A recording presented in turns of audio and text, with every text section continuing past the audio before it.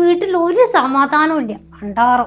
നമ്മളിൽ പലരുടെയും അവസ്ഥ ഇതല്ലേ, എപ്പോഴും പരാതികൾ. എന്നാൽ ഒരു ദിവസം മുഴുവൻ പരാതികൾ ഒഴിവാക്കിയാൽ എന്ത് സംഭവിക്കും കാണാം. ഓ, എന്തൊരു ചൂടാണിത്.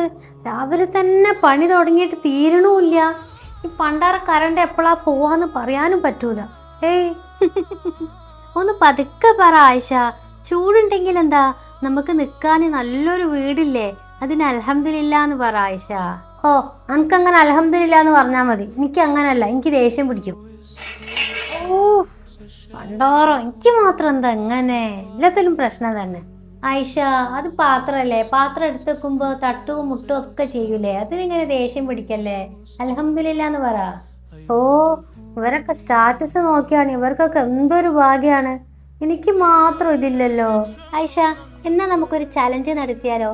24 മണിക്കൂറും നീ ഒന്നിനെ കുറിച്ചും പരാതി പറയില്ല. എന്ത് സംഭവിച്ചാലും അൽഹംദുലില്ലാ എന്ന് മാത്രം പറയുള്ളൂ. നീ റെഡിയാണോ? നിന്റെ ഈ പ്രശ്നങ്ങളൊക്കെ ഞാൻ മാറ്റിത്തരാം. ആ, ഞാൻ റെഡി. നോക്കാലോ നിന്റെ അൽഹംദുലില്ലാ കൊണ്ട് എന്ത് മാറ്റാണ് വരാൻ പോകുന്നത്.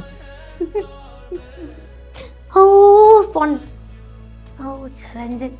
ഓ അൽഹംദുലില്ലാ, ഫോണ് താഴത്ത് വീണുമില്ല, ഡിസ്പ്ലേ പൊട്ടിയുമില്ല. ഓ അൽഹംദുലില്ലാ.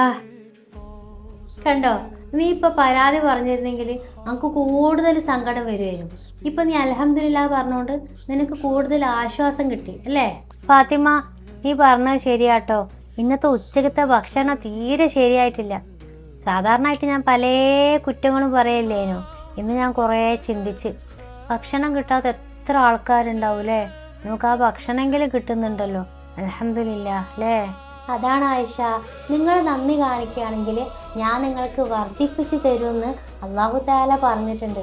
നമ്മൾ പരാതികൾ കുറയ്ക്കുമ്പോൾ നമ്മുടെ മനസ്സിന് നല്ല മനസ്സമാധാനം കിട്ടും ആയിഷ. ആയിഷ, അപ്പോൾ എങ്ങനെ ഉണ്ടായിരുന്നു എൻ്റെ ഇന്നത്തെ ദിവസം? അൽഹംദുലില്ലാ ഫാത്തിമ, നല്ല ദിവസമായിരുന്നു. എൻ്റെ മനസ്സിലെ ഭാരങ്ങളൊക്കെ കുറഞ്ഞ് ഇനി ആ ദിവസവും പരാതികളൊക്കെ കുറച്ചിട്ട് നല്ലോണം അധികരിച്ചിട്ട് ഞാൻ അൽഹംദുലില്ലാ എന്ന് പറയാൻ വേണ്ടിയിട്ട് ശ്രമിക്കും. അപ്പോൾ ഇൻഷാ അല്ലാ നിങ്ങളും ഈ ചലഞ്ച് ഏറ്റെടുത്ത് നോക്കൂ. ജീവിതത്തിൽ നല്ല മാറ്റം ഉണ്ടാവും, ഉറപ്പുള്ള കാര്യമാണ്. അല്ലാഹു തആല തൗഫീഖിനെ നൽകുമാറാകട്ടെ. ആമീൻ.